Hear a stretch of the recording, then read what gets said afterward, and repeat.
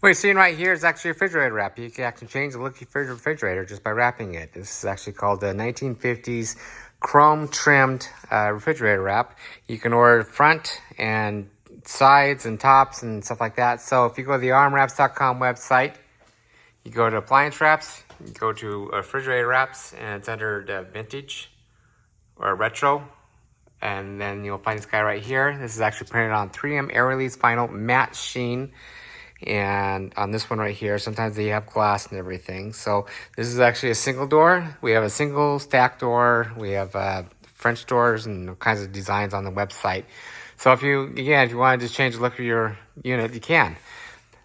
We also indicate the corners of the doors to show you where it's at. We give you free squeegees, free knives, and a little how-to video, how to install it. Also, at the end of the printout, we actually use a Bonjoro app, and it's a private video email going to you guys saying, hey, it's all done, it's coming your way. You should receive it pretty soon. And this is it right there. So if you want something like this on your refrigerator, let us know. We can help you there too. Come back, check out more stuff on the rmwraps.com website.